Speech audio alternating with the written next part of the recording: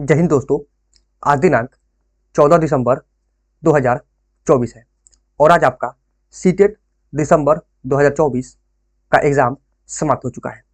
दोस्तों, आज के एग्जाम में जो क्वेश्चंस पूछे गए थे उन सभी क्वेश्चनों का यहाँ पे हम सटीक एनालिसिस करने के बाद उसका 100% सटीक उत्तर आपको बताने वाले हैं। दोस्तों, अगर आप आज एग्जाम देकर आए हैं तो अपना आंसर को मैच कर सकते हैं कि आपने कितना स्कोर यहाँ पे सही किया।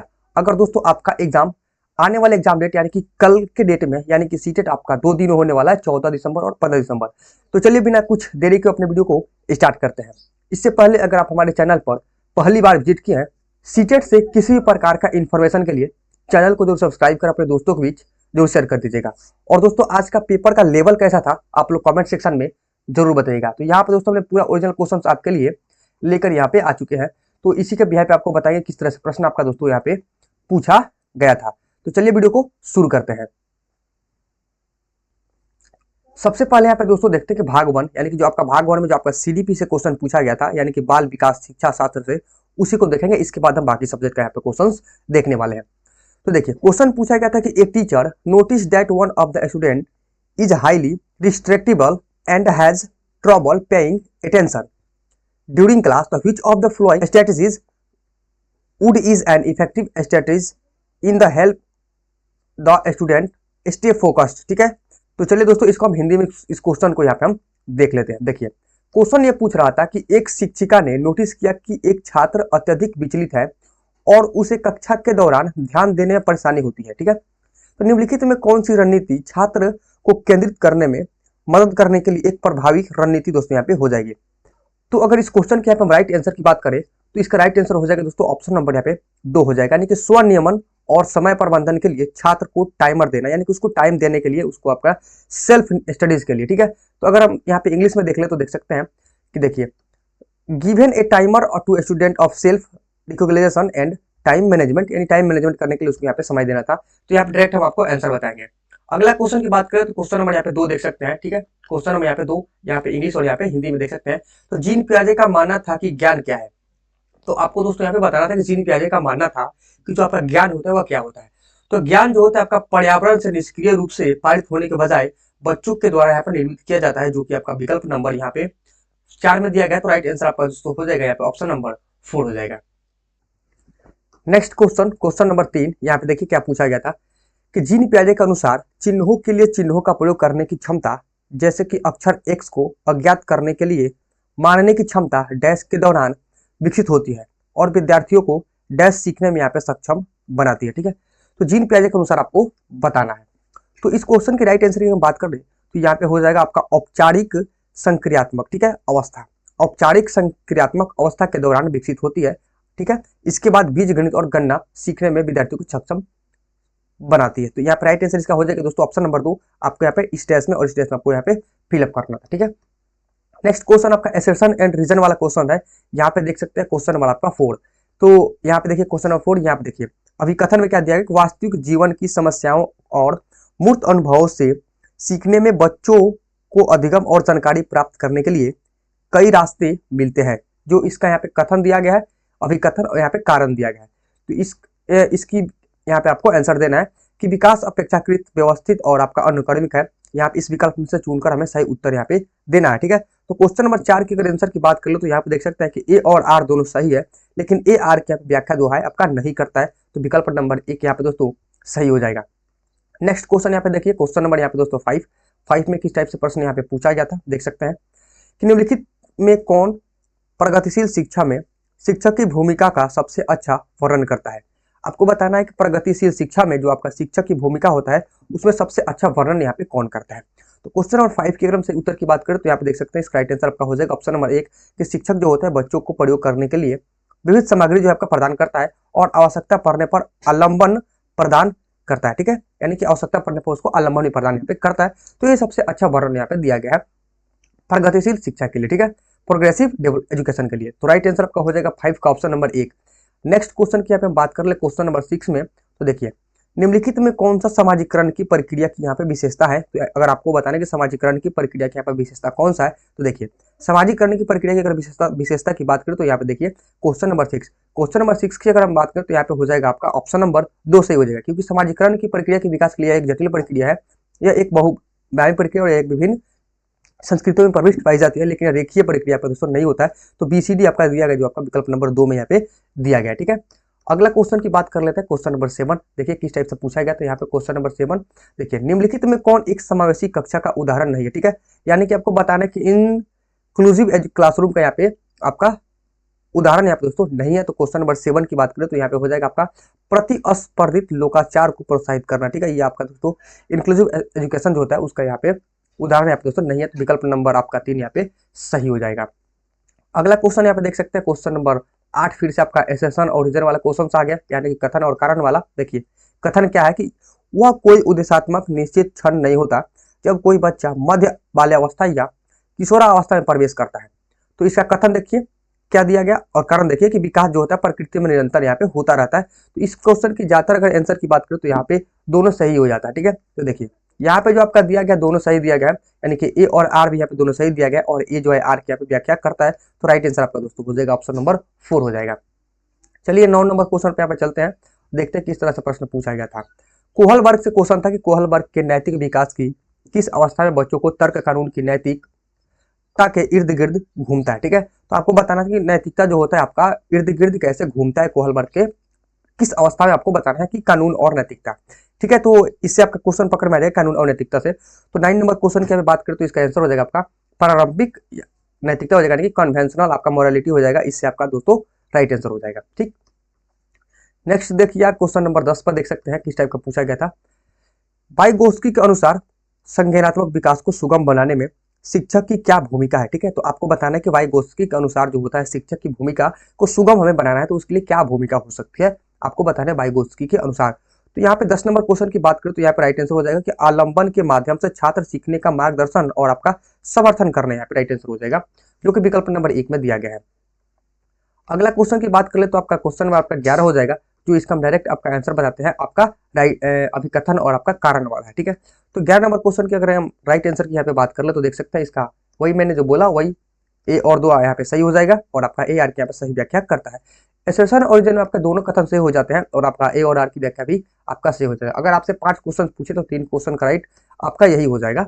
8 मूद कर लगा सकते हैं, अगर आपका एग्जाम 15 दिसंबर को है तो वो भी देख सकते हैं। ठीक है, यहाँ पे देखिए किशोरावस्था के बारे में निम्नलिखित में कौन सा कथन यहाँ पे दोस्तों सही नहीं है, आपको बताना है किशोरावस्था में कौन सा कथन जो है यहाँ पे आपका सही यहाँ पे दोस्तों नहीं दिया गया, इन ऑप्शन में से आपको बताना है। ठीक है, तो देखिए यहाँ पे जो आपके विकल्प 1, 2 और 4 दिया गया आपका सही दिया गया, लेकिन जो आपका 3 नंबर दिया गया कि विभिन्न संस्कृतियों में बच्चे एक समान तरीके से किशोरावस्था में प्रवेश करते हैं और इसे अनुभव करते हुए आपका गलत है, तो गलत है तो यही आपका सही है। तो ऑप्शन नंबर 12 का 3 यहाँ पे सही हो जाएगा। ठीक है, अगला क्वेश्चन की यहाँ पे हम बात कर ले, क्वेश्चन नंबर 13 देख सकते हैं कि कोहल वर्ग के नैतिक विकास का सिद्धांत की कैरोल गिलगिन की आलोचना का केंद्रीय तर्क क्या है? आपको कैरोल गिलगिन के आलोचना में आपको बताना है। ठीक है, तो 13 नंबर क्वेश्चन की अगर हम राइट आंसर की बात करें तो यहाँ पे देखभाल की नैतिकता और नारीवादी दृष्टिकोण यहाँ पे दोस्तों इसका राइट आंसर हो जाएगा, जो कि विकल्प नंबर यहाँ पे 4 में दिया गया है। ठीक है, नेक्स्ट की ओर बढ़ते हैं। इससे पहले अगर दोस्तों वीडियो पसंद आ रहा है तो वीडियो को लाइक कीजिए, और चैनल को अब तक सब्सक्राइब भी नहीं किया चैनल को जरूर सब्सक्राइब कर लीजिए। दोस्तों ये क्वेश्चन आपका 14 नंबर देख सकते हैं, एसेशन ओरिजिन वाला क्वेश्चन है, ये आपका लगभग यहाँ पे तीसरा क्वेश्चन है, चौथा क्वेश्चन है। ठीक है, तो देखिए इस क्वेश्चन की यहाँ पे हम राइट आंसर की बात कर ले, आप लोग यहाँ पे क्वेश्चन पढ़ सकते हैं। यहाँ पे क्या क्वेश्चन यहाँ पे दिया गया देखिए, यहाँ पे आप लोग क्वेश्चन देखिए, आपका यहाँ पे दोस्तों कथन दिया गया, यहाँ पे आपका कारण दिया गया। यहाँ पे मैंने बोला था ना कि आंसर आपका वही होता है सही, आपका ए और आर यहाँ पे दोनों सही होते हैं, और ए आर की यहाँ पे दोस्तों व्याख्या करता है। तो देख सकते हैं कि इसका क्वेश्चन का आंसर यही आपका ज्यादातर यहाँ पे पाया जाता है। ठीक है, किसी किसी क्वेश्चन में आपका ये सही होता है, लेकिन आर जो आपका व्याख्या नहीं करता है, इस टाइप का भी आंसर दिया जाता है, क्वेश्चन को फंसा दिया जाता है। ठीक है, तो क्वेश्चन नंबर 15 देखिए, निम्नलिखित में कौन संरचनावादी अधिगम सिद्धांत का मूल सिद्धांत है? यानी कि आपको बताना है कि संरचनावादी अधिगम का मूल सिद्धांत आपको यहाँ पे बताना है। तो क्वेश्चन नंबर 15 के राइट आंसर की बात करें तो यहाँ पे हो जाएगा छात्र अधिगम अपने पर्यावरण के साथ सक्रिय संलग्नता के माध्यम से अपने ज्ञान का निर्माण यहाँ पे करते हैं। तो 15 का आंसर हो जाएगा ऑप्शन नंबर 2। 16 नंबर देखिए क्या पूछा गया था कि सुजाता नृत्य प्रतियोगिता में केवल इसलिए उत्सुकता से भाग लेती है क्योंकि वह नगद का प्रथम पुरस्कार जीतने में वह रुचि रखती है। तो सुजाता क्या है? जो आपके सुजाता है वह यहाँ पे किससे प्रेरित है? आपको बाहरी से भीतरी से असफलता के कारण महारत हासिल करना चाहती है, तो देखिए वह बाहरी रूप से प्रेरित है, यानी कि वह पैसों देकर वो अपनी उत्सुकता को यहाँ पे जगा रही है डांस करने के लिए, तो उसमें पैसों की रुचि है, तो इसका बाहरी रूप से वह प्रेरित है, यानी कि पैसा जो होता है आपका बाहरी मोटिवेशन होता है। ठीक है, आंतरिक मोटिवेशन आता है जो यहाँ पे पैसा का बात नहीं किया जाता। अगले क्वेश्चन देख सकते हैं, क्वेश्चन नंबर आपका 17। देखिए, एक माध्यमिक स्कूल में शिक्षक जो है छात्रों को संकल्पनाओं और वास्तविक दुनिया में अनुप्रयोगों के बीच संबंध बनाने में मदद करते हैं। ठीक है, सार्थक सीखने के सक्षम बनाना चाहता है तो निम्नलिखित में कौन सी गतिविधि एक उपयुक्त शैक्षणिक रणनीति यहाँ पे होगी। आपको बताना कि शैक्षणिक यहाँ पे रणनीति कौन सी होगी, यह क्वेश्चन आपका पूछा गया था। तो 17 नंबर क्वेश्चन की यहाँ पे हम राइट आंसर की बात करें तो हो जाएगा आपका विकल्प नंबर 3, यानी कि छात्रों को छोटे समूहों के वर्तमान मुद्दे पर शोध करने दें और उसे निष्कर्ष कक्षा में यहाँ पे प्रस्तुत करने दें। अच्छा विकल्प है, तो ये आपका राइट आंसर हो जाएगा। ठीक है, अगला क्वेश्चन देखिए आपका क्वेश्चन नंबर 18। ठीक है, 18 नंबर क्वेश्चन की बात करें तो रचनात्मक मूल्यांकन के लिए कार्य की प्रगति को दर्शाते पोर्टफोलियो एक प्रभावी प्रणाली है, क्योंकि आपको रचनात्मक कार्य के लिए यहाँ पे बताना है कि जो आपका पोर्टफोलियो होता है वो एक प्रभावी प्रणाली को दर्शाता है। क्यों, यहाँ पे आपको बताना है क्यों दर्शाता है, तो इसमें जो आपके विकल्प दिए गए आपको फंसाने वाले विकल्प दिए गए हैं। तो 18 नंबर क्वेश्चन की यहाँ पे अगर हम राइट आंसर की बात कर ले तो यहाँ पे जो दिया गया है ए सही दिया गया है, बी सही दिया गया और आपका डी सही दिया गया है, लेकिन सी यहाँ पे गलत दिया गया। तो देखिए ए बी डी यहाँ पे दिया गया जो आपका विकल्प नंबर 3 में यहाँ पे दिया गया। ठीक है, तो राइट आंसर आपका हो जाएगा 18 का 3।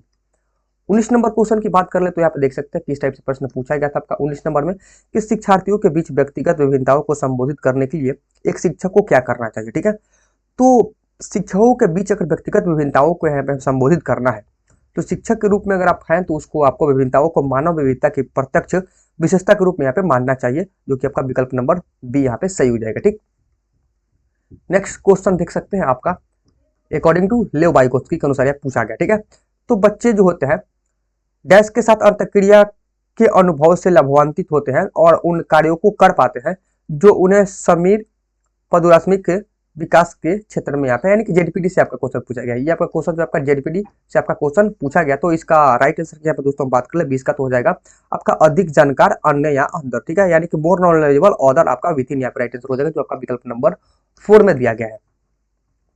अगला प्रश्न देखिए आपका क्वेश्चन नंबर 21। ठीक है, कि आलोक जो है निम्नलिखित व्यवहार दिखाता है, पढ़ते समय सिर को अजीब स्थिति में पकड़ता है, आंख को बार बार मूंदता है और रगड़ता भी है, आंखों को लाली सूजन अक्सर पहचाने वो भ्रमित हो जाता है। ठीक है, तो इसके अंदर क्या लक्षण है, यानी वो किस लक्षण से ग्रसित है आपको बताना है, आपका क्वेश्चन यही पूछ रहा है। ठीक है, तो देखिए जो आलोक है वहां पे वह दृष्टि संबंधित समस्या से आपका दोस्तों, यानी कि उसको दृष्टि दोष यहाँ पे है कि विजुअल प्रॉब्लम है, जो देख नहीं पाता है, इसलिए वो आंखों को रगड़ता है, लाल कर लेता है। ठीक है, तो इसका राइट आंसर हो जाएगा आपका ऑप्शन नंबर 4।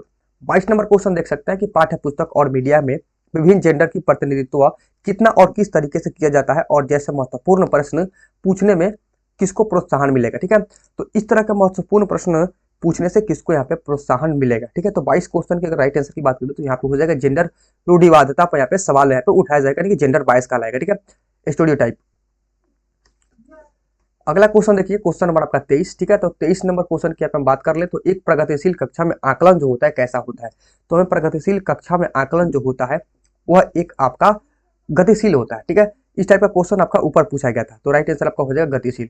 24 नंबर क्वेश्चन देखिए, थोड़ा सा ऊपर कर लेते हैं क्वेश्चन नंबर 24 को। देखिए, निम्नलिखित में कौन सा एक ऐसा प्रश्न का उदाहरण है जिसमें छात्रों को जानकारी का विश्लेषण करने की आवश्यकता होती है। आपको बताने के छात्रों को विश्लेषण करने की यहाँ पे आवश्यकता होती है। तो देखिए 24 नंबर क्वेश्चन की यहाँ पे हम बात कर ले तो इसका राइट आंसर आपका हो जाएगा option number 2। To kill a mind making word में लेखक प्रतीकवाद का उपयोग कैसे करते हैं, आपको कैसे बताने की हाउ।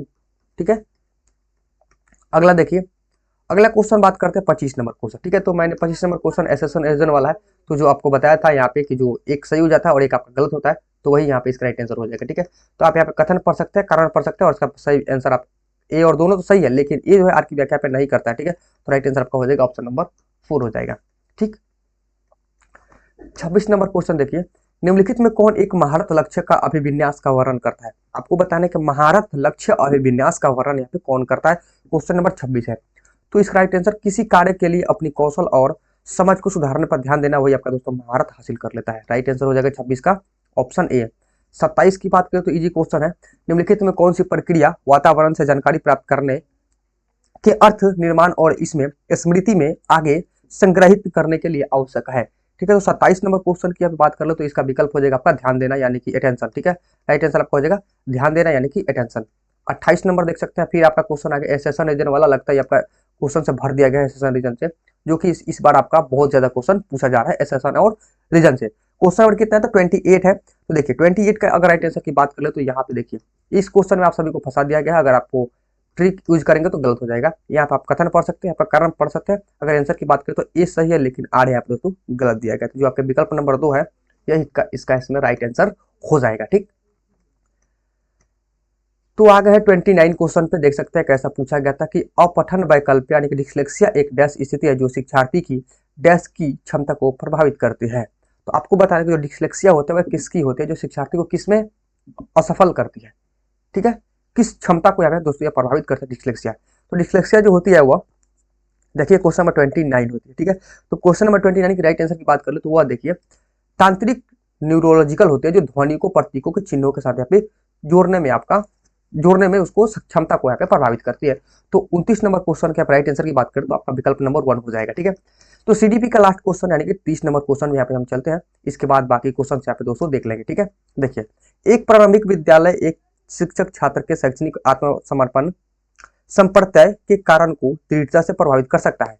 ठीक है, तो इसका राइट आंसर हो जाएगा 30 नंबर क्वेश्चन की बात कर ले तो यहाँ पे जो हो जाएगा छात्रों के स्वायत्तता और पहल को पुरस्कृत करना। विकल्प नंबर यहाँ पे आपका 2 राइट हो जाएगा। ठीक है, तो ये आपका दोस्तों 30 नंबर क्वेश्चन था। तो आप लोग बताइएगा सीडीपी में आपका कितना स्कोर हुआ आउट ऑफ यहाँ पे 30, आपने कितने क्वेश्चन को यहाँ पे सही किए हैं। ठीक है, इसके बाद हम दोस्तों मैथ और आपका साइंस देख लेंगे। ठीक है, तो मैथ एंड साइंस में आपका यहाँ पे देखेंगे नेक्स्ट वीडियो में। ठीक, तो इससे पहले अगर वीडियो को लाइक नहीं किया तो वीडियो को लाइक कर दीजिए और चैनल को सब्सक्राइब नहीं किया चैनल को सब्सक्राइब कर अपने दोस्तों के बीच इसको जरूर शेयर कर दीजिए। Thanks for watching this video. मिलता है फिक्सी नेक्स्ट वीडियो में, तब तक के लिए दोस्तों बाय बाय, टेक केयर, जय हिंद।